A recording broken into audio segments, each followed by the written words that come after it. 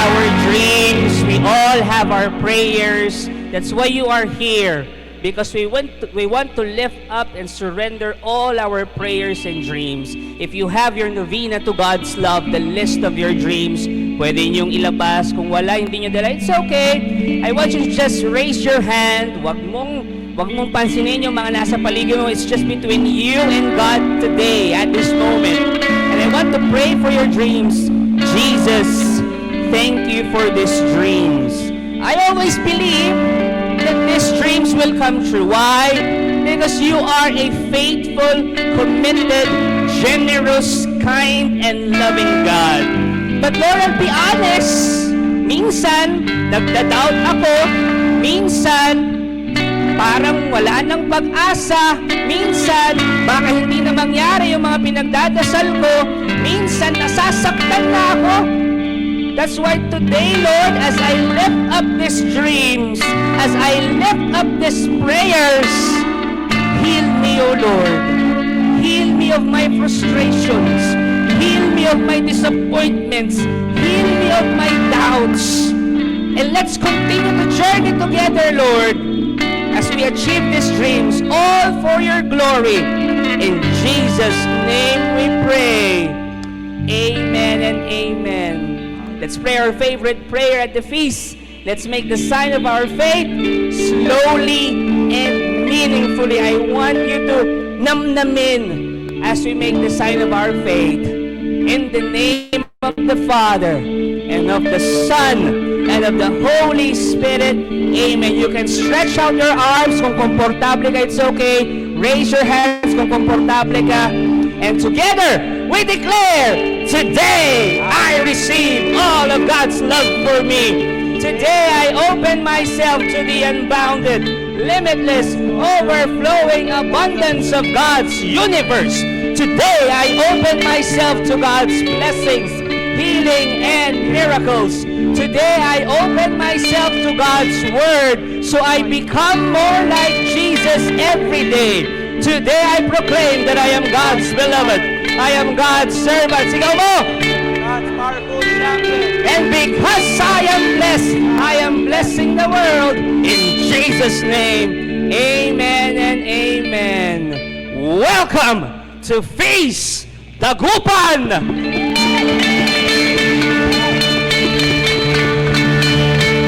I want you to go around again for 30 seconds. At kapag kakilala, kapamilya mo naman yan, yakapin mo and tell that person, God is healing you. Kung hindi naman kayo close, fist bump o high five na lang. Tell every person you will meet, God is healing you. He needs that to hear. 30 seconds!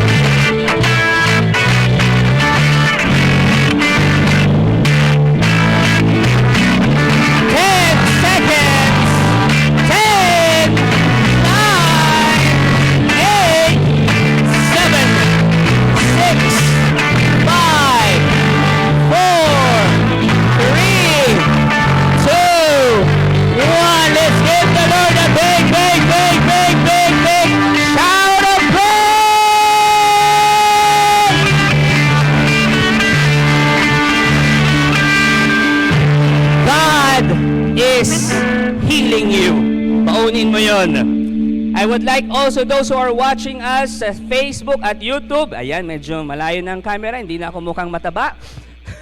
Pakitype sa comment section, God is healing you. And if ever, meron po ba mga first-timers in the house? We want to welcome you, please. Just raise your hands. Hindi po namin kayo panlilibre. Welcome! Welcome po, welcome, welcome. Welcome, welcome. Welcome to the family. This is now your family, whether you like it or yun lang ang pagpipilian ninyo. Make this your weekly charging station. Every Sunday be here. Parte na po kayo ng pamilyang ito. We will not judge you. Just come here. Regardless of who you are, regardless of what you've done, we just want to love you here. you are welcome here. This is your home. Welcome back home. My name is Brother Bars Lumibaw. I am the servant leader of Feast Dagupan at nais ko kayong i-welcome lahat. Ganon din sa online, if ever you are a first-timer, kindly type in sa comment section, #first-timer, and sabihin mo kung anong location mo. And our online servants, our Feast at Home servants, will welcome you. Again, sabihin mo nga ulit sa katabi mo, God is healing you. Friends, this is the Word of God that tells you God is healing you. We honor the Word. We sing. Thy Word is a lamp unto my feet and a light unto my path. Amen. Speak to us, Lord. We are listening. Please be seated muna. Mamaya po patatayin ko po ulit kayo. Again, maraming salamat for joining us. Sa lahat po ng nakakarinig ng boses ko sa buong City Mall, mapa-food court, sa supermarket, parking lot, whatever you do, I always believe in this. Itong mensahe ngayong umaga, it's not just for the attendees here sa feast. This is also for you. God is speaking straight to your heart. So, here's my favor. I want you to open up your heart. Because believe me, ito ang guarantee ko. This will change your life. Welcome to our brand new, exciting, and amazing series. Opo, mag-i-start na po tayo ng bagong series natin entitled Under One Roof. Sabihin nyo nga, Under One Roof. Ang subtitle niyan ay Living in Blessed and Broken Families. Review. Ano yung nakaraang series natin? Akala ko nakalimutan nyo na. Rested. Pinag-usapan natin ang Sabat, ang pahinga. Dito sa ating bagong series, ang pag-uusapan natin nasa title na Families. Lahat tayo may pamilya. Walang sumulpot na parang kabuti lang. Tingnan mo yung katabi mo, hindi yan kabuti. All of us has a family of origin. And kasama natin yung mga kapamilya natin sa bahay, tama? Sa iisang bubong, kaya under one roof. But I want you to look around you, pansinin nyo yung mga nangyayari sa paligid natin ngayong panahon na to, at tingnan nyo lang kung pareho tayo ng nakikita, kasi ang nakikita ko ngayon sa mga pamilya ay ganito. People live under one roof, but their hearts live in different worlds. Ewan ko kung napansin nyo rin yon. Pero most families today, ganun. Oo nga, nasa isang bahay sila physically, pero para namang LDR ang mga puso nila sa isa't isa. Parang hindi sila magkakakilala. Parang malayo ang puso nila sa isa't isa. Parang may Cold War. Parang hindi sila nagpapansinan, pero magkakapamilya yan. Ewan ko kung ganyan rin napansin nyo ngayong panahon na to. Ganon din ba ang pamilya mo ngayon? Kung ganon ang pamilya mo ngayon, ikaw ang kausap ko. I am speaking straight to your heart. O kaya naman, meron kang kakilalang ganon ang pamilya, ikaw din ang kausap ko. Allow God to speak straight to your heart. This series is for you. This series, Under One Roof. I want you to open your heart to God's message para sa'yo. Now, kung ganon yung pamilya mo or may kakilala kang ganon ng pamilya, Brother Bars, how do we solve this kind of problem? Or how can we heal our home? How can we fulfill God's plan for our families? Malamang yan din yung katanungan ninyo. Those questions will be answered in this series. So I encourage everyone to complete this series. Pakitaas ang kanang kamay, come on, taas ang kanang kamay. Pakitapik ang nasa kanan. Sabihin mo, tapusin natin tong series na ito. Pakitaas ang kaliwang kamay, pakitapik ang nasa kaliwa. Sabihin mo, huwag tayong a-absent. By the way, yung series na to, 6 na linggo nating pag-uusapan. 6 Sundays. And I know God will speak and bless you sa 6 na linggong yon. Usually, kapag mag-i-start ang series natin, ini-introduce muna natin. So, allow me to introduce to you our new series. Okay lang? At gagawin ko yon using 3 statements. Ilan ulit? 3. First statement is this, para at least meron kayong idea kung ano yung mga pag-uusapan natin in this series. First statement is this: all families are blessed and broken at the same time. All families. You heard it right. Lahat. Sabihin mo nga lahat. Brother Bars, parang hindi naman. May kakilala ako. Okay naman yung pamilya nila. Wala akong nakikitang problema nila. Wala akong nakikitang struggles nila. Alam niyo kung bakit ganun? Tanong niyo kung bakit? That's because some families are magaling in hiding their wounds. Alam niyo, I grew up na sila mama at si papa active sa family and life ministry. Dati ang tawag pa noon, Family and Life Apostolate. So nakita ko yung mga iba't ibang klase ng pamilya. And up until now, I am also talking and counseling families because I am taking master in pastoral ministry, major in family ministry and counseling. So may mga nakakausap din akong pamilya. And I can tell you na wala pa akong nakikilalang pamilya na walang pinagdadaanan o kaya walang pinagdaanan.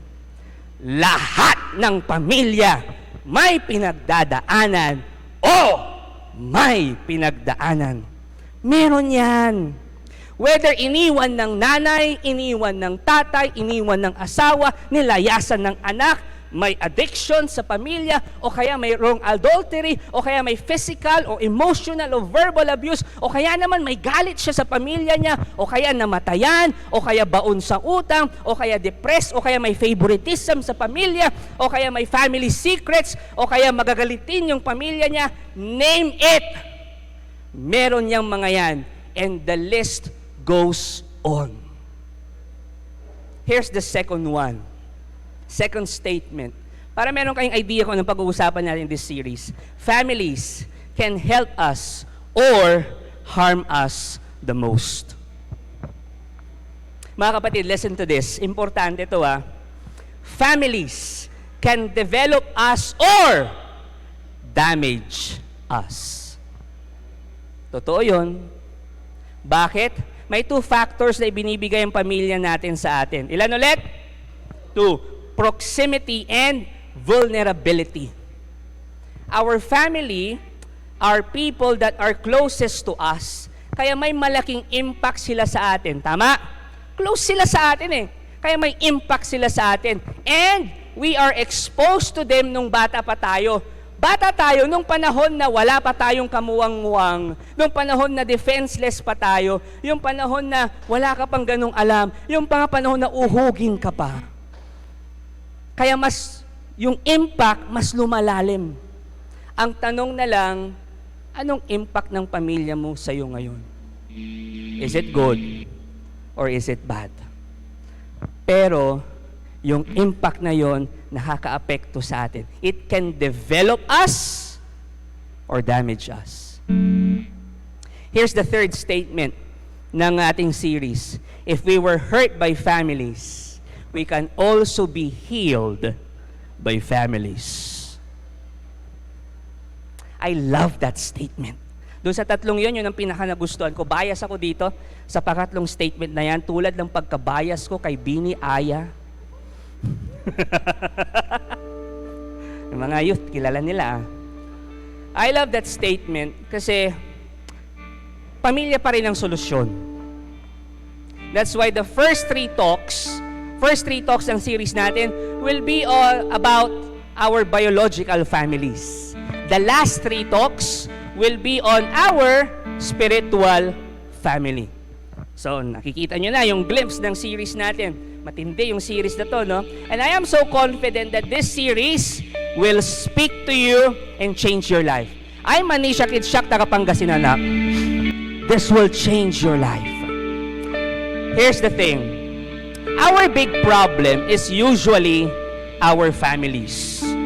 Pansinin nyo lang, our big problem, usually, our families. But, God's solution is still family. At ano yung family na yon? Tanong nyo kung ano? Church. Jesus is doing something miraculously na ang tawag, church. If you are, listen to this, look me in the eye. If you are hurt by your families, problema mo ang pamilya mo, God's one solution is family also. And that's the church. That's the feast. Your spiritual family. Church, pakinggan nyo to Church is about people who live in different worlds but whose hearts live under one roof. Baliktad, di ba, nung unang statement ko kanina. Pero church is people who live in different worlds but whose hearts live in under one roof. At ano yung isang bubong na yon? The Lordship of Jesus. That is church. Iba-iba tayo ng pinanggalingan, pero nasa iisang bubong tayo ng pagmamahal ng Diyos. Magkakaiba tayo. Sabi nga doon sa kanta, lahat tayo'y mayroong pagkakaiba, sa ulong pa lang ay makikita na. Iba-iba tayo. Pero, under one roof, the love and lordship of Jesus. Kabaliktaran nun, yung sinabi ko kanina. Are you ready for this series? Open your heart to God's message for you and your family, and believe me, this can be the turning point of your life. We all stand. So, simulan na natin. Tapos na ang introduction. Simulan na natin. Talk 1 is entitled, Blessed Yet Broken. Pakiulit nga yun. That's the title of our first talk. We start this series by going back to the start. At saan pa ba? Sa Book of Genesis. Sa Book of Genesis. Balikan natin yung creation story. Okay? Nung pagkatapos na create ng Diyos ang langit at lupa, the first thing God did was create the first family with Adam and Eve. Tama? Naalala nyo? After niyang create ang langit at lupa, He created Adam and Eve, the first family. After the fall, pagkatapos na nagkasala si Adan at Eva, God was repairing the situation by picking one family. Nagkasala na si Adan at si Eva. Pamilya, nagkasala. Anong solusyon ng Diyos? Pamilya ulit. By picking one family. At sino yung pamilyang yon? Kaninong pamilya yon? Kay Abraham. It was Abraham's family. At ang sabi ng Diyos sa kanya, basahin natin from Genesis, all the families of the earth will find blessing in you. Sabi ng Diyos kay Abraham. Pansin nyo, may problema sa pamilya. Ang solusyon, pamilya pa rin. I want you to absorb that. I want you to absorb how God solves family problems. I want you to absorb that. Yung thinking ng Diyos, paano niya solusyonin. Kung titingnan nyo ang Bible, yan ang modus operandi ng Diyos. He starts with one family and sends them to bless the world. Ganon ang modus operandi ng Diyos. Today, our one big powerful message is this. Are you ready? Kahit ito lang ang matandaan ninyo, sa lahat ng sasabihin namin, okay na kami. Our one big powerful message is this. Your family will bless other families. That's my one big powerful message. And I want you to absorb that. Opo, your family will bless other families. Paki-high five ang 5 tao. Sabihin mo, your family will bless other families. Siguro, yung iba sa inyo, ganito ang iniisip. Yung iba sa inyo, ganito ang sinasabi, Brother Bars, imposible. Hindi mo kilala ang pamilya ko. Wala kang ang alam sa pamilya ko. Hindi mo nga alam ang pinagdadaanan namin. Komplikado ang pamilya ko. Paano mabibless ni Lord yon? At lalo na, paano kami magiging blessing sa iba? Ni hindi nga nagsisimba yung pamilya ko eh. Actually, that's a valid question. Gusto niyong malaman ang sagot ko doon? Tanong niyo kung ano? Hindi ko rin alam.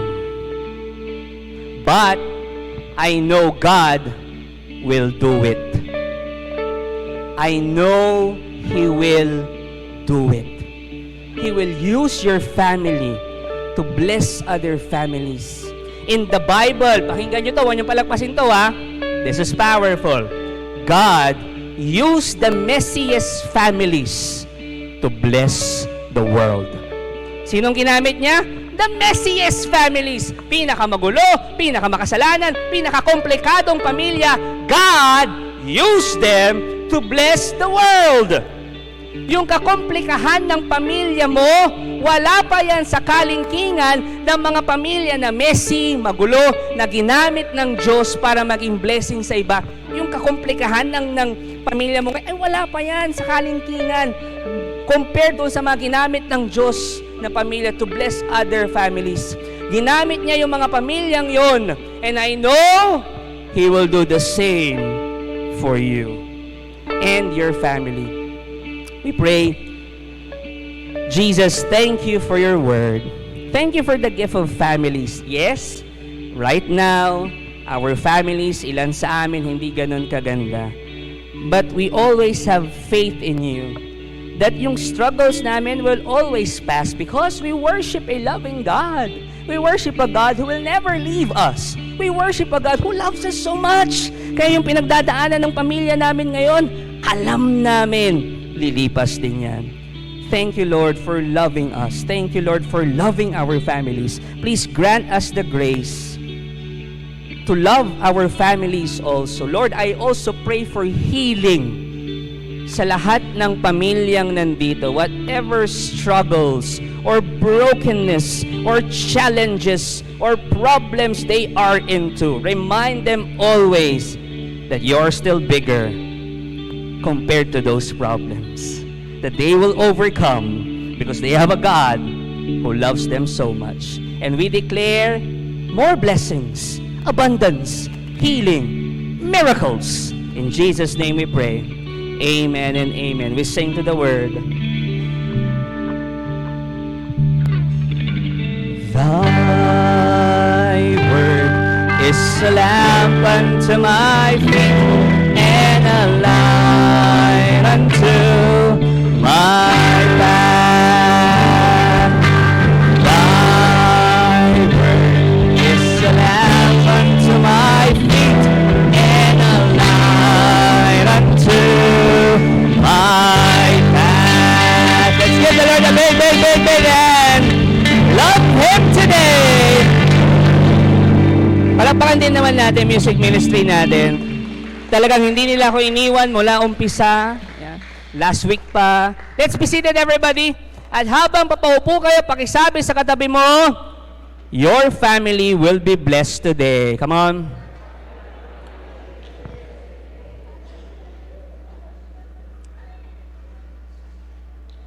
Again, our one big message, God will use your family to bless other families. Pwede magkwento? Pilitin niyo muna ako.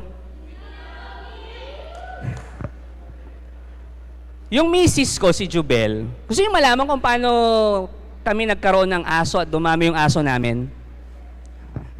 Yung misis ko, si Jubel, nung dalaga pa yan, mahilig na talaga sa aso. Sobra siyang hilig sa aso. Kaya minsan napapaisip ako kung bakit niya ako pinakasalan eh. Hindi naman ako siguro mukhang ano. So, mahilig sa aso. Dami niya ng alagang aso yan nung dalaga pa lang siya. Nung kinasal kami, walang aso. Tapos, sabi niya sa akin, ako talaga, ayoko ng aso sa bahay. Pero nung binata rin ako, may aso rin kami sa family. Ang pangalan niya Wapi. Tsaka si Paloma, mag-asawa yan. So, si Paloma, nanganak, ang tatay, si Wapi. Diba? Diba, pamilyang ng aso ang pinag-uusapan natin, diba? So, nanganak si Paloma, sabi ni Jobel, Aswa, okay lang ba mag-aso tayo? Mag-alaga tayo ng aso? Sabi ko sa kanya, hindi na. Huwag ka munang mag-aso. Ito muna tayo munang dalawa. Hindi, sige na, isa lang. Ako naman, ayoko. Sabi ko gano'n, sige na, isa lang. Ayoko talaga. Sige na, pogi. Pumayag na ako. Sige na, pogi. Sabi niya eh. So, pumayag ako. Ngayon, sige, isa lang yung anak ni Wapi at ni Paloma, kinuha namin, inampon namin, tapos pinangalanan naming Simba. May video sana kaso hindi ko na-send eh.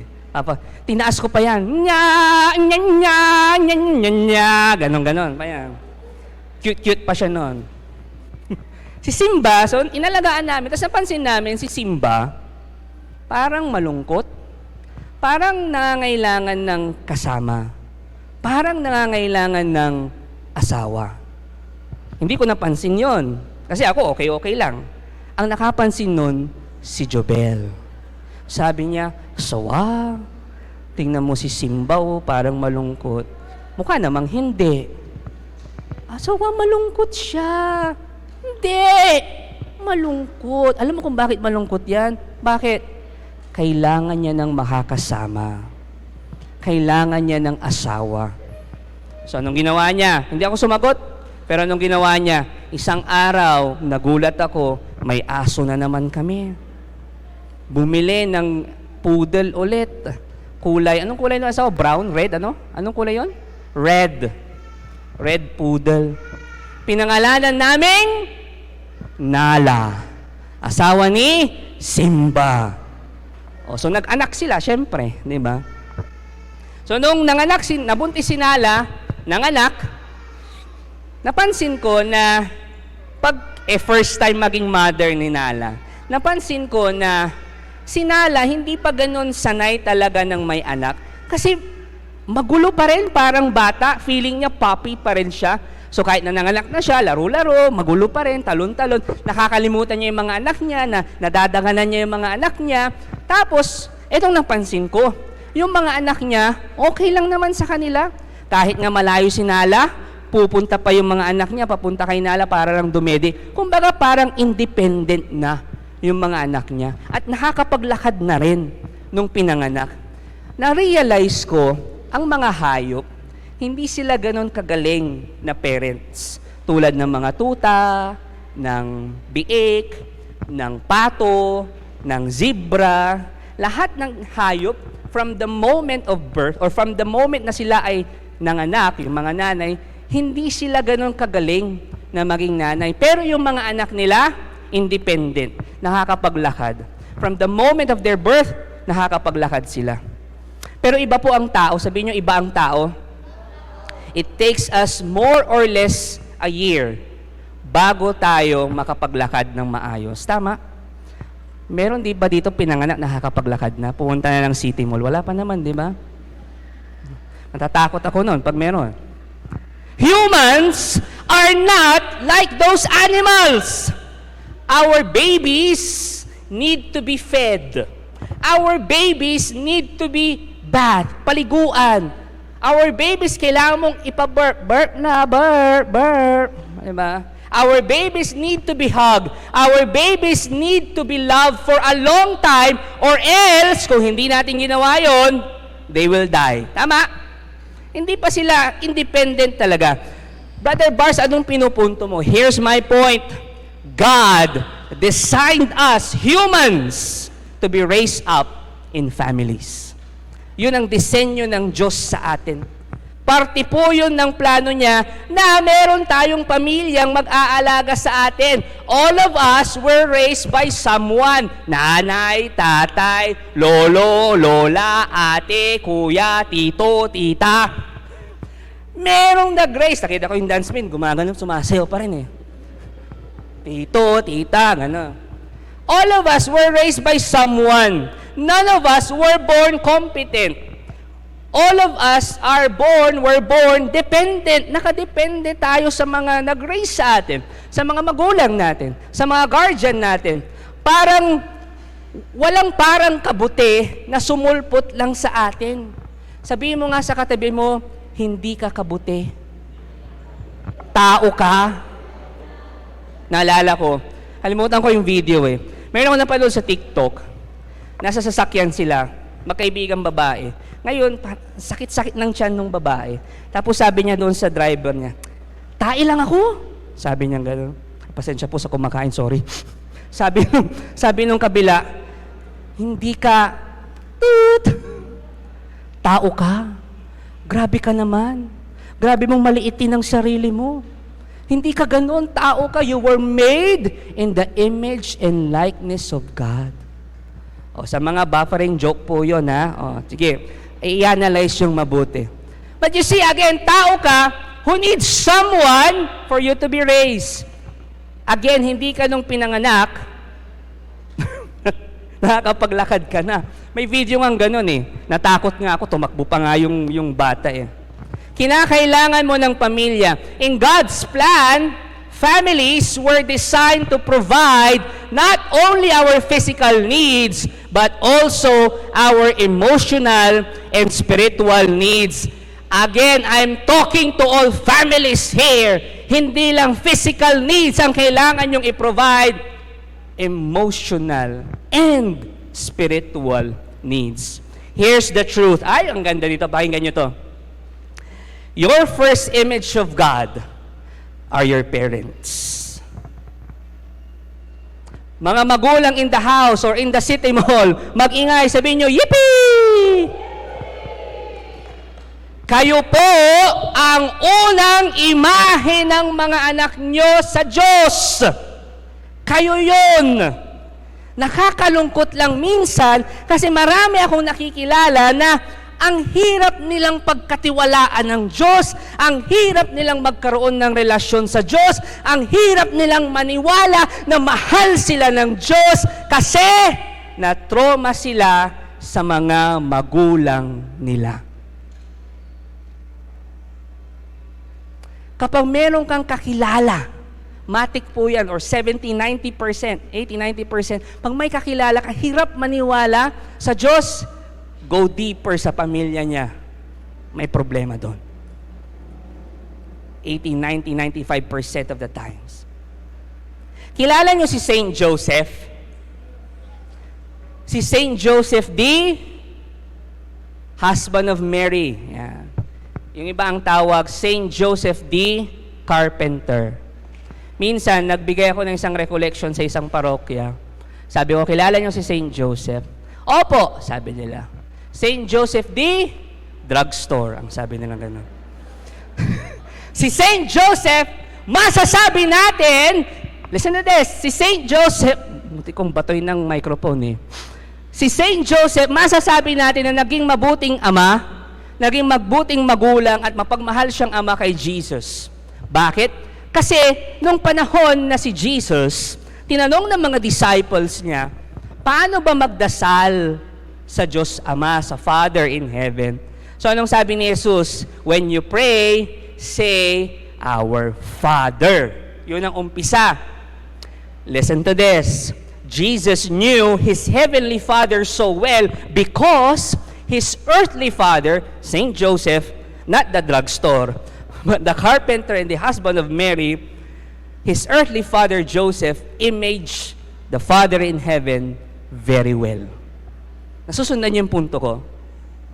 Parents, ask yourselves, do you image God well to your children? Mga parents, your children will know who God is. Depende sa ipinapakita nyo sa kanila. Numapasnok ka, parad si kara say Diyos mapasnok. Kung magagalitin ka, ang Diyos magagalitin din. Kung mapagbigay ka sa anak mo, believe me, ang tingin nila sa Diyos, mapagbigay. Because you are the first image of God. Hindi kami, hindi yung kapitbahay mo, hindi yung teacher nila. Ikaw. I would like to share with you this central passage ng Torah. Brother Bars, ano yung Torah? Ang Torah po ay, these are the laws of Moses. Or these are the laws of God. At meron siyang central message, yung pinaka-buod, pinaka-sentro, pinaka-foundation ng pananampalataya ng mga Israelites. At ang tawag po doon ay Shema. Sabihin nyo nga, Shema. It contains the basis of their entire religion. Ito po yung Shema. Basahin natin. Hear, O Israel, the Lord is our God, the Lord alone. Therefore, you shall love the Lord your God with your whole heart, with your whole being, and with your whole strength. Pero alam nyo, yan yung central message ng Torah. Pero alam nyo kung sino ang nagturo nun sa kanila? Tanong nyo kung sino? Ang Diyos hindi nag-assign ng pare para ituro yan. Ang Diyos hindi nag-assign ng preacher para ituro yan. Ang Diyos, inassign niya si Moses para ituro yan. Sabi ni Moses, take to heart these words which I command you today. Keep repeating. Sabihin nyo, repeating. Keep repeating them to your children. Recite them when you are at home, when you are away, when you lie down, and when you get up. Sa madaling salita, sa panahon natin ngayon, ang sinasabi ng central message na yon, magdasal ka, put God above all things. That's love God with all your heart, with all your mind, with all your soul. Yun yung ibig sabihin ng verse na yon. Tapos, sinasabi ni Moses, ituro nyo yon, tapos ulit-ulitin ninyo sa pamilya ninyo, sa anak ninyo. Alam niyo po, nung bata ako, si Mama, lagi niyang sinasabi sa akin at ang tanong, oh, nandasal ka la. Uy, mandasal ka, magdasal ka. Lalabas ka, magdasal ka nung bata pa ako. Hanggang ngayon na tumanda na ako, pero baby face pa rin. Pero ngayon na tumanda na ako at nagkasawa ako, up until now, paulit-ulit niya akong sinasabihan, mandasal kayo, magdasal kayo, lalabas kayo ng bahay, bago mo pa andarin yung sasakyan, o magdasal kayo ng Divine Mercy Chaplet, magdasal kayo ng Angelus. Paulit-ulit niya pa rin akong pinapaalalahanan. Kumbaga, may konting kulit kahit na tumanda na ako, ang tingin niya pa rin sa akin, anak, na kailangan paalalahanan, na kailangan magdasal. And she was just following the Bible nung sinabi, keep repeating them to your children. Am I making sense here? Listen to this, families. Family is your first church. Family is your first experience of God. Not the parish, not the feast. Your family is the first church. Your family is the first experience of God's love. In your family, you are supposed to learn two major things. Ilan ulit? Ito dapat ang kailangan nyong matutunan sa pamilya ninyo. Major to, hindi lang minor. Unang dalawa na kailangan nyong matutunan, identity and morality. Pakiulit. Dapat yan ang una nyong natututunan sa pamilya ninyo. Young couples, young families here, habang maliliit pang anak, ituro nyo identity and morality. What is identity? Identity is who you are. Brother Bars, who am I ba? You are worthy of God's love. That's your identity. Okay? Yan ang ituro nyo. You are worthy of love, anak. You are worthy of God's love. That's your identity. Second, morality. What is morality? This is how you are supposed to live. Ituro mo yan sa anak mo. Brother Bars, paano nga ba ang tamang pamumuhay? You must love your neighbor. That's it. Identity, morality, ituro mo sa pamilya mo, lalo na kung bata, maliit pa lang ang pamilya mo. Some families are so dysfunctional, they fail to do this. Kaya nasisira sila. Because from the very start, they did not teach this. Many children grew up malnourished, hindi lang physically, but also emotionally and spiritually. Bakit? Hindi na ituro ang identity at ang morality. Kung gano'n ang nangyari sa pamilya nyo, listen to this. That doesn't have to be the end of your story. Hindi pa finish, hindi pa tapos. May pag-asa pa. Pakisabi sa katabi mo, may pag-asa pa. Pero Brother Bars, tanong ko lang Brother Bars, can God use the brokenness ng pamilya ko? Brother Bars, broken ang pamilya ko hindi perfect. Dami naming mga family secrets. Daming awayan sa pamilya namin. Nagkikita kami hindi sa basketball court. Ibang court ang pinagkikitaan namin dahil nag-aagawan kami ng lupa. Ganon ang pamilya namin. Now, sabi mo, God will use our families. Now, ang tanong ko sa Brother Bars, how can God use the brokenness of our families? Gusto yung malaman? Magandang tanong yan, di ba? At yan ay sasagutin ng aking co-preacher for today. And I am so much excited para ipakilala siya sa inyo, preaching to us God's Word for the very first time here at the feast. Let's give a warm feast, the open clap, and welcome to Brother Cedric Baranda! Hello, blessed Sunday feasters. Ayos lang po bang pakisabi sa inyong katabi? Sa 5 katao, pakisabi, listen and do not harden your heart. Yeah. God can use the blessings and brokenness of your family. Here's the lesson, brothers and sisters. God can use your family background, both blessings and brokenness, to prepare for your calling. Ayos lang bang pagkwento, brothers and sisters? I have this cousin of mine, noong bata po kami, we hated each other.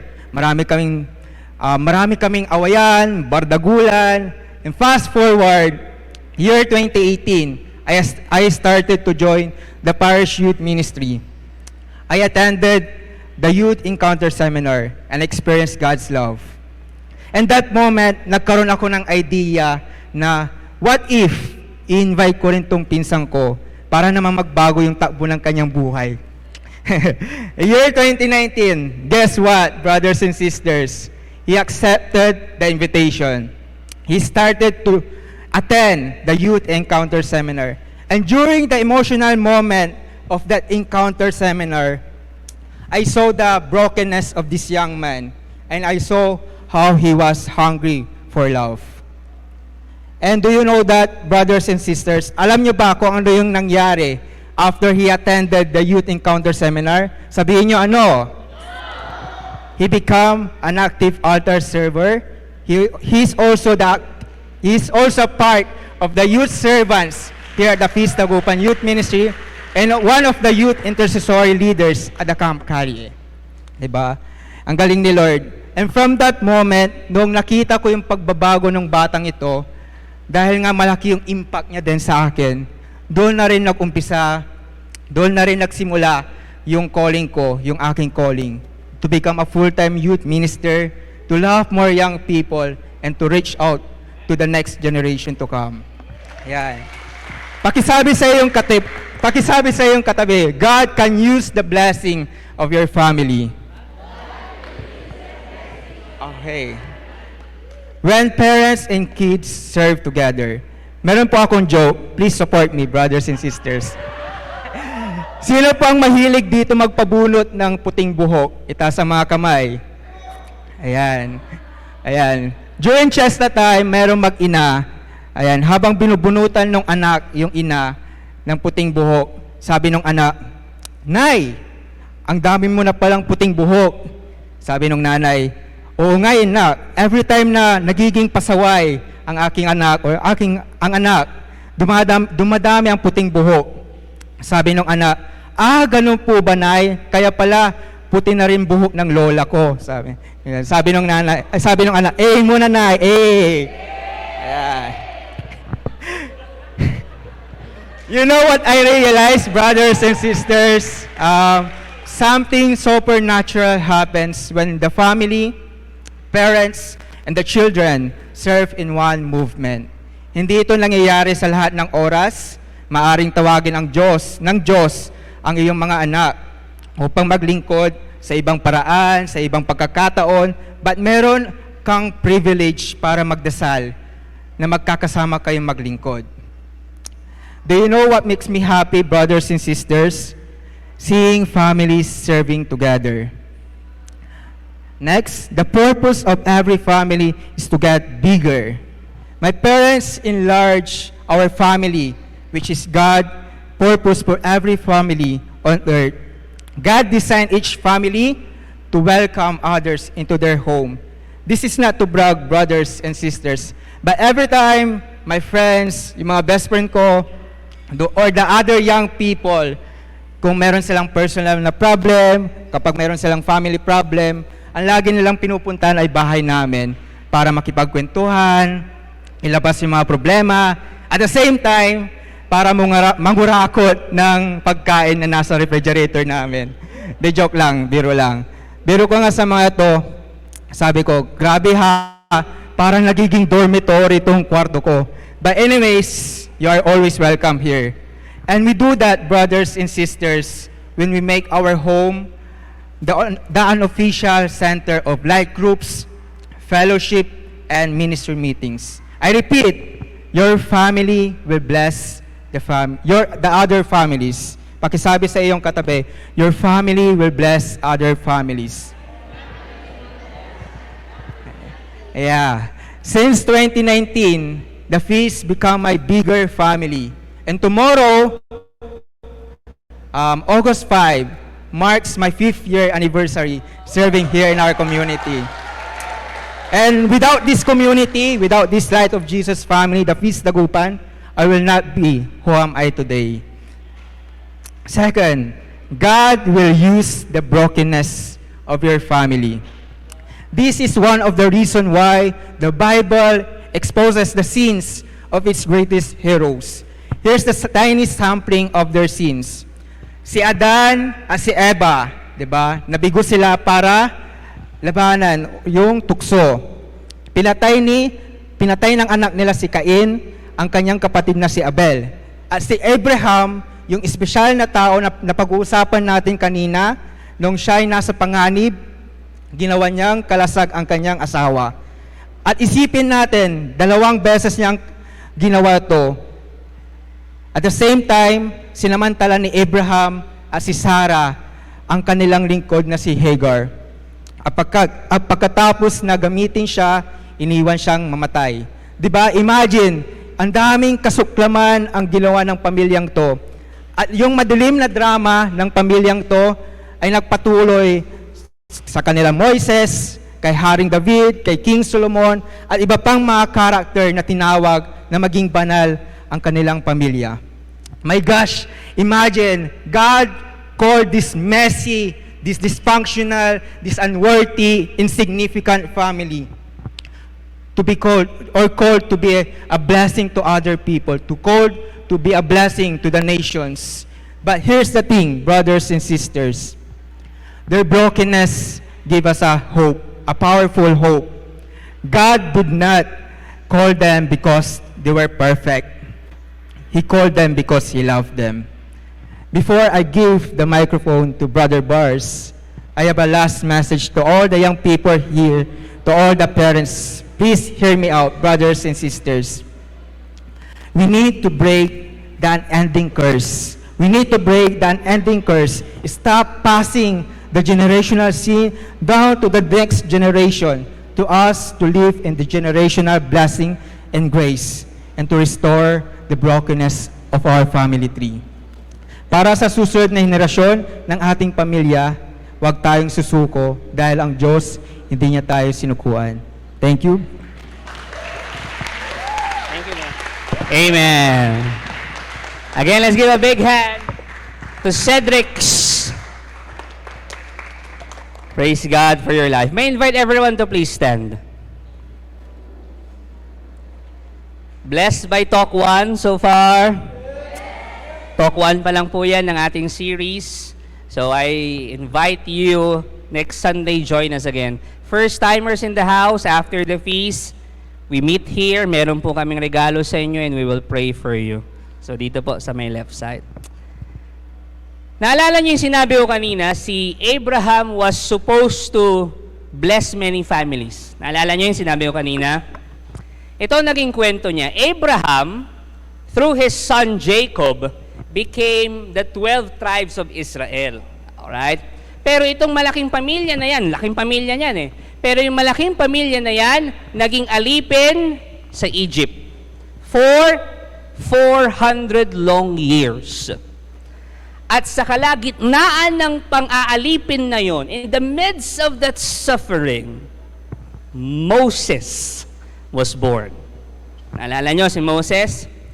At ito pa, mas naging komplikado pa kasi si Moses, isang Hebrew, Israelite, but adopted by an Egyptian family. Na-imagine nyo Egyptian, inaalipin yung mga Hebrew Israelites, pero si Moses, Hebrew Israelite, inadopt ng Egyptian family. Komplikado, di ba? Dinaig pa ang pang-teleserye. But listen to this. This was all divine preparation. Yung kakomplikado ng buhay ni Moses, kakomplikado ng pamilya niya, it was all divine preparation. Prepare si Moses, Brother Bar, saan? Tanong niyo kung saan. Because one day, Moses would stand between two nations, Israel and Egypt. Mamamagitan siya sa kanila.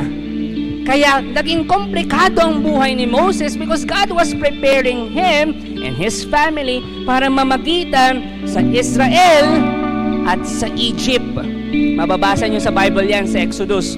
All throughout the centuries, yung mga Israel, yung mga Israelites, inalipin, tapos mapapalaya, tapos aalipinin ulit, tapos mapapalaya, tapos magiging alipin ulit. Repeat, repeat, repeat. But this was the same messy family that Jesus was born into. That Israel family was the same messy family kung saan si Jesus ipinanganak din. Si Jesus, hindi siya parang isang kabuti na sumulpot lang. O kaya, hindi siya yung inihulog sa spaceship na parang si Mr. Bean. Si Jesus, naging baby rin. Ipinanganak sa isang pamilya tulad natin. That's Jesus. At ano yung pinanggalingang pamilya ni Jesus? It was a messy family. Sa Gospel of Matthew, mababasa natin doon yung connection ni Jesus sa magulo at messy na pamilyang yon, pamilya ng mga Israelites. Kung naalala ninyo, ito po yung Gospel natin kada second day ng simbang gabi. The genealogy of Jesus. Yan ang Gospel natin. Every second simbang gabi. Yun yung medyo mahaba na gusto mo lang upo kapag nakikinig ka. Kasi naantok ka na, di ba? Ang haba-haba kasi. Father of ganyan, Jesus, the father of ganyan, the father of... Ganun, lagi naririnig natin. Naalala nyo yung gospel na yon? That's the genealogy of Jesus. Usually, naririnig nyo yan, second simbang gabi. Yun yung family tree ni Jesus. At kapag titingnan mo mabuti yung mga nandun na pangalan, mostly na andoon, aba, number 1, hindi ko kilala. Number 2, pag kilala ko, alam kong sinner. Makasalanan. Doon mo makikita na magulong pamilya ang pinanggalingan ni Jesus. But Jesus was the greatest blessing na meron tayo. He blessed us and other people. Nasusundan nyo kung saan na ako papunta. Perhaps you were born sa isang pamilya na messy, magulo, broken family. And you thought, tapos na, wala na, hiwalay na yung nanay at tatay ko eh. Tapos na, wala na, iniwan na kami. Ang gulo ng pamilya namin, wala na akong pag-asa, wala na akong buhay. But today, God is reminding you, Jesus is reminding you your family, you will bless other families just like Jesus did. Galing sa magulong pamilya, galing sa messing pamilya, makasalanang pamilya, but still, he was the greatest blessing we have ever received. The family, the genealogy of Jesus is so important. Yung family tree niya, bakit importante? Kasi po, nire-remind tayo na si Jesus din, nanggaling sa magulong pamilya, ikaw na nasa magulong pamilya ngayon, may pag-asa pa. Because you can bless other families, you can bless other people. The brokenness of your family can prepare you for the good works God wants you to do. That's so powerful. Whatever brokenness you have sa pamilya mo, it's a preparation for you to bless other people. Just like Moses, broken ang family, komplikado ang family, but it was a preparation, a divine preparation for him to bless other families and the whole world also. And today, as we worship Jesus, we go to him. I want you to, as we worship, as we sing this song, I want you to imagine, just go to Jesus, ask for help for your family, whatever the needs of your family, whatever the brokenness of your family, the brokenness that you have, just run to Jesus. I want you to imagine ikaw running to Jesus, towards Jesus, and just telling Jesus, I need you. I really need you today. Wala na akong ibang panghahawakan for my family. Naniniwala ako that you will bless my family and you want me to bless other family also. If this is your first time to surrender your life to Jesus, if this is the first time you will surrender your family to Jesus, I would like to say maraming salamat. If this is the nth time, ilang beses man ang gagawin to, weekly ginagawa natin to, please continue it. Let's pray this prayer. Sumunod na lang kayo sa akin, kahit using your hearts. Jesus, today, I surrender my family to you. Today, I surrender all the brokenness of my family. Today, I surrender all the imperfections of my family. Today, I surrender all the struggles, all the pains, all the challenges of my family. Because I believe, when I surrender everything to you, you will use it for your glory. Jesus, I know you are our ultimate healer. Today, Lord, nagsusumamo kami. Heal my family. Heal my brokenness. Heal the brokenness of my family. Sa'yo lang kami humahawa. And right now, Lord, hindi namin makita kasi ang gulo ng pamilya namin. But we always have faith in you. Today, we declare what's truth. What's the truth? We do not declare what is true. Yung totoo, yung true, yes, magulong pamilya namin. But the truth is, lilipas din yun. That our families will bless our families. And that is what we are declaring today. The truth. In Jesus' name we pray. In Jesus' name we pray. In Jesus' name we pray. We sing to the Lord. Heal us today. Thank you for watching. Be sure to subscribe to this YouTube channel para wala kayong ma-miss na video at live stream. Please also share this video to your loved ones, families, and friends. And do not forget that you can join us here live sa Feast Dagupan. God bless you all more. Mama Mary, Loves you.